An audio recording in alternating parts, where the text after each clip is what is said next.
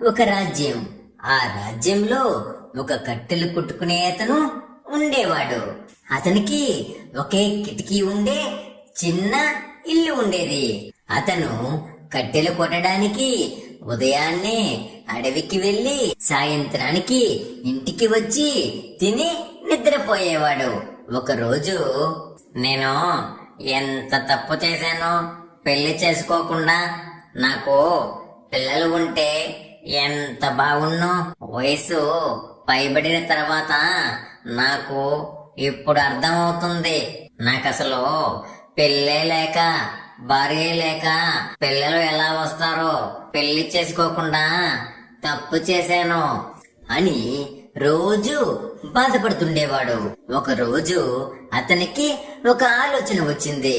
అయినా నాకు పెళ్లి కాకపోతే ఏమి, నేను పిండితో అందమైన చూడచక్కని బొమ్మలాంటి ముగ్గురు పిండి బొమ్మలని తయారు చేస్తా అని ఆ పిండితో 3 బొమ్మలను తయారు చేశాడు. అబ్బా, ఇప్పుడు నాకు 3 ఆడబిడ్డలు, వీళ్ళని చక్కగా చూసుకోవాలి. ఆ కట్టెలు కొట్టే అతను ఆ 3 బొమ్మలని తన నిజమైన కుమార్తెలుగా భావించి వాళ్లతో మాట్లాడేవాడు. తర్వాత రోజు ఒక బొమ్మను కిటికీ దగ్గర పెట్టి, అమ్మా జాగ్రత్త తల్లి, నేను సాయంకాలం వస్తాను, అప్పటి వరకు ఈ అడవిలోని ప్రకృతిని చూస్తూ ఉండు, అంతేకాని ఎవరన్నా పిలిచినా పలకవద్దు, సమాధానం అసలే చెప్పవద్దు. ఆడపిల్లని చూస్తే ప్రతి ఒక్కరూ మాట్లాడాలని చూస్తారు, ఇంటి ముందు వెళ్లే వాళ్ళు అని చెప్పి బయట తాళం వేసి వెళ్లిపోయాడు.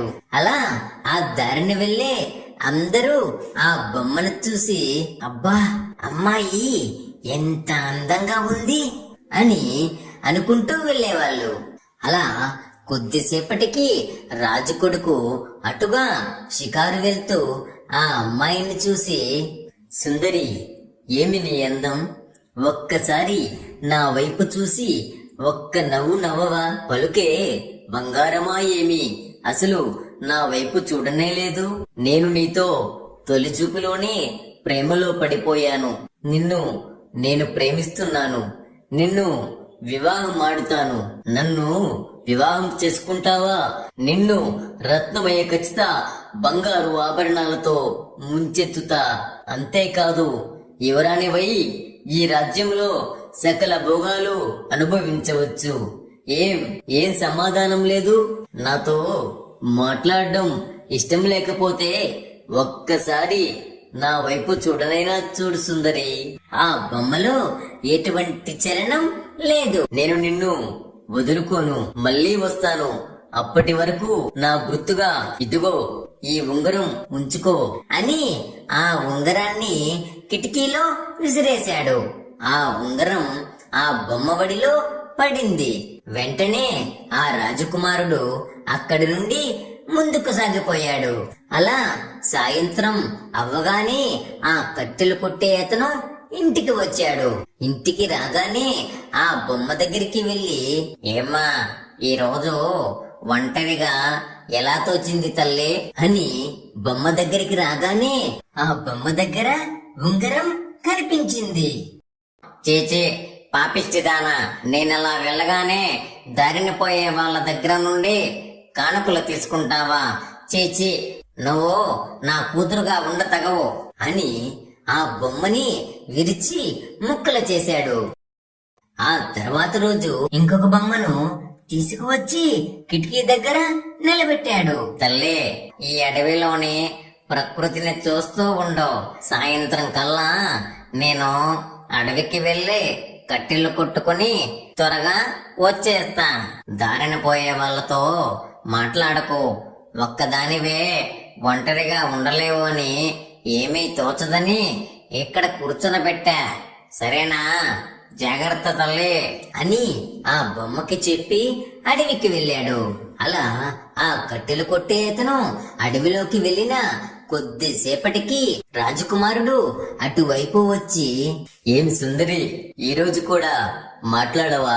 ఈ రోజు మరింత అందంగా ఉన్నావు తెలుసా? ఎందుకు నువ్వు నాతో మాట్లాడడం లేదు? రాజు కొడుకు నన్నేమిటి పెళ్లి చేసుకోవడం ఏమిటి అనుకుంటున్నావా? నిజం, నేను తొలిచూపులోనే నీ అందానికి దాసోహమయ్యాను. నేను నిన్ను తప్పకుండా పెళ్లి చేసుకుంటాను. మీ ఇంట్లో వాళ్ళను ఒప్పిస్తాను. ఇప్పటికైనా మాట్లాడవా సుందరి? సరే, ఇప్పటికీ మాట్లాడనంటే ఈ రోజుకి ఇక్కడి నుండి వెళుతున్నా. మళ్ళీ రేపు వస్తా. అంతవరకు ఇదిగో నా గుర్తుగా ఈ పచ్చ ఉంగరం గుర్తుగా ఉంచుకో అని ఆ పచ్చ ఉంగరాన్ని కిటికీలోకి వేసి అక్కడి నుండి వెళ్లిపోయాడు. అలా సాయంత్రం అవ్వగానే ఆ కట్టెలు కొట్టే అతను ఇంటికి వచ్చాడు. ఏం తల్లి, ఈ రోజు ఎలా పొద్దుపోయింది అని దగ్గరకు వెళ్ళగానే బొమ్మవడిలో పచ్చ ఉంగరం కనిపించింది. ఆ ఆ ఏంటి, నువ్వు కూడా దారిన పోయే వాళ్ళ దగ్గర కానుకలు పుచ్చుకున్నావా? చీచి చీచి, ఇటువంటి కూతురు నాకు వద్దు అని ఆ బొమ్మను నాశనం చేశాడు. తెల్లవారగానే తర్వాత రోజు ఉదయం ఆ మూడో బొమ్మను తీసుకువచ్చి కిటికీ దగ్గర నిలబెట్టాడు. నువ్వైనా నేను చెప్పినట్టు విను అని ముందు బొమ్మలకు చెప్పినట్టే చెప్పి అతను అడవికి వెళ్ళాడు. అలా కొద్దిసేపటికే ఎప్పటిలాగే ఆ రాజకుమారుడు అక్కడికి వచ్చాడు. సుందరి, ఈ రోజన్నా మాట్లాడు, కనీసం నా వైపు చూడనన్నా చూడు సుందరి. నువ్వు నన్ను చూసి ఒక్క నవ్వు నవ్వు, వెంటనే నేను నిన్ను వివాహం చేసుకుంటాను. ఏం సమాధానం లేదే? నీకు అందమైతే ఉంది కానీ నీ మనసు పాషాణం. నీ మనసు కరగడమే లేదు. నేను నీ మనసు గెలిచే వరకు ప్రతిరోజు తప్పకుండా వస్తాను. ఇదిగో నా గుర్తుగా ఈ రోజు ఈ వజ్రపు టుంగరాన్ని ఉంచుకో అని ఆ వజ్రపు టుంగరాన్ని ఆ కిటికీలోకి వేసి అక్కడి నుండి వెళ్లిపోయాడు. అలా ఆ రోజు సాయంత్రం అవ్వగానే ఆ కట్టెలు కొట్టే అతను ఇంటికి వచ్చి ఎప్పటిలా ఆ బొమ్మ దగ్గరకు వెళ్ళగానే ఆ బొమ్మ వడిలో వజ్రపు టుంగరం ఉంది. చీచి, మీలాంటి కూతురులో ఉండే అప్రతిష్ట పాలు అయ్యే కంటే బిడ్డలు లేకపోవడమే నయం అని ఆ మూడో బొమ్మను ధ్వంసం చేసేశాడు. ఇక నాకు బిడ్డలో వద్దు, ఏమీ వద్దు అని తర్వాత రోజు అడవిలోకి వెళ్ళేటప్పుడు కిటికీలు మూసివేసి తాళం వేసి అడవిలోకి వెళ్లిపోయాడు. అంతలో అక్కడికి వచ్చిన ఆ రాజకుమారుడు, కిటికీ మూసి ఉంది, ఇంటికి తాళం వేసి ఉంది, నా సుందరి ఎక్కడా? సుందరి, సుందరి, నన్ను ఇలా మోసం చేస్తావని అనుకోలేదు. ఎక్కడికి వెళ్ళావు సుందరి? నిన్ను నేను ఎంత గాఢంగా ప్రేమించానో నీకు తెలుసా సుందరి? సుందరి, ఎక్కడికి వెళ్ళావు? నన్ను ఇంత మోసం చేస్తావని అనుకోలేదు సుందరి అని ఎంతో బాధపడి అక్కడి నుండి రాజభవనంలోకి వెళ్లి దిగులుతో మంచం పట్టాడు. రాజు వెంటనే రాజవైద్యుడిని పిలిపించాడు. మహారాజా, ఇది జబ్బు కాదు మహారాజా, మనోవ్యాధి. దీనికి మందు లేదు. ఆ మనోవ్యాధికి కారణం ఏమిటో తెలుసుకుని దాన్ని తొలగించండి. సకల రాజభోగాలు ఉన్న నా బిడ్డకు మనోవ్యాధ? కుమారా, కుమారా, ఏమిటి నీ మనోవ్యాధికి కారణం ఏమిటి? చెప్పు కుమారా, నేను మాట ఇస్తున్నాను. నీ మనోవ్యాధికి కారణం ఏదైనా సరే నేను తొలగిస్తాను. తండ్రి గారు, నేను కాలక్షేపానికి అడవికి వెళ్ళినప్పుడు అక్కడ అడవిలో ఒక కట్టెలు కొట్టే అతని ఇంట్లో ఒక యువతిని చూశాను. ఆ సుందరిని పెళ్ళాడకపోతే నేను బ్రతకను. ఇంతేనా? రేపు ఈ పాటికే నీకు ఆ యువతితో వివాహం జరిపిస్తాను. బాధపడకు, దిగులు పడకు. నేను నీకు మాట ఇస్తున్నాను కుమారా. ఎవరక్కడ? వెంటనే అడవిలోకి వెళ్లి విచారించి ఆ కట్టెలు కొట్టేవాడిని తీసుకురండి. వెంటనే ఆ రాజభటులు అడవిలోకి వెళ్లి విచారించి ఆ కట్టెలు కొట్టే అతనిని రాజభవనానికి తీసుకువచ్చారు. ఆ నువ్వేనా ఆ అడవిలో కట్టెలు కొట్టుకుని బ్రతికేది? నీ కుమార్తెను వెంటనే ఇక్కడికి తీసుకురా. ఆమెను నా కుమారుడికి ఇచ్చి వివాహం జరిపిస్తాను. మేము ఇస్తున్న కానుకను ఆనందంగా స్వీకరించు. అదే ఎలా సాధ్యం మహారాజా? సాధ్యం కాదు. ఆ సాధ్యం కాదా? ఎందుకని సాధ్యం కాదు? మా మాటకే నీవు ఎదురు చెబుతున్నావు. నీకు ఎంతో ధైర్యం? మహారాజా మీరు కోప్పడకండి మహారాజా. నాకు బిడ్డలే లేరు మహారాజా. అటువంటప్పుడు నేను నా కుమార్తెను ఎక్కడి నుండి తీసుకురాగలను మహారాజా? నీ కళ్ళబుల్లి కబుర్లు పక్కన పెట్టు. నన్నే మోసం చేద్దామనుకుంటున్నావా? సాయంత్రం లోపల నీ కుమార్తెను తీసుకురాకపోతే నీ మెడకాయ మీద తలకాయ ఉండదు. వెళ్ళు. అది విన్నా ఆ కట్టెలు కొట్టే అతను నేను ఎక్కడి నుండి నా కుమార్తెను తీసుకురావాలి? ఇక నేను రాజు చేతిలో చచ్చానే, ఎవరికి దొరకకుండా ఈ అడవిలో పడి వెళ్ళిపోతాను. నాకు ఇక చావే గతి అని అడవిలోకి వెళ్ళిపోయాడు. అలా అడవిలో పోతూ ఉండగా కట్టెపుల్లలు ఏరుకుంటూ అడవిలో ఒక అవ్వ కనిపించింది. ఎక్కడికి నాయనా ఇలా పోతున్నావు? నన్నేమే అడగకు, నేను కొండ మీదకి పోయి చావబోతున్నాను. అబ్బే అదే మాట, నీకు అంత కష్టం ఏమొచ్చింది? ఏం చెప్పమంటావు?